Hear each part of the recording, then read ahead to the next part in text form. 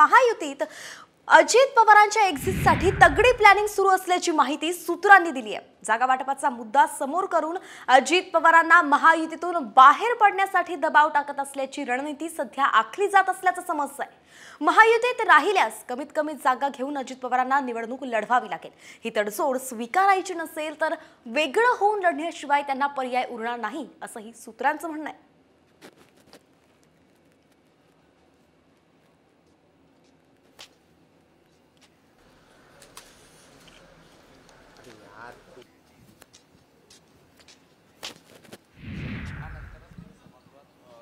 त्यांनी स्वतंत्र लढा अशा पद्धतीची रणनीती चक्रव्यूह आखला जातो। बघा, महायुतीमध्ये महाभारत चाललेलं आहे हे मी गेल्या 6 महिन्यापासून सांगतो। अजून पुढे काय होतं ते बघा।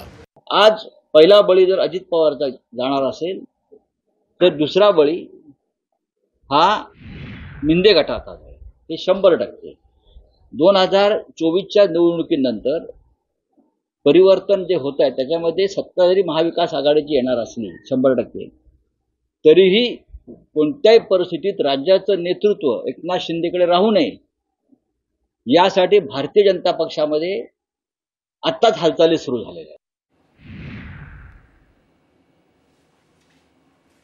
भाजपची 160 ते 170 जागा लढवण्याची सध्या तयारी असल्याचं समजतंय।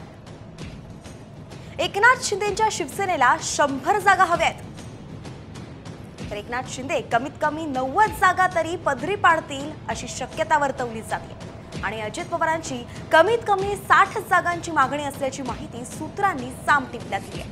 अजित पवारांची केवळ 25 ते 30 जागांवरती बोलवड होणार असल्याचंही समजतंय।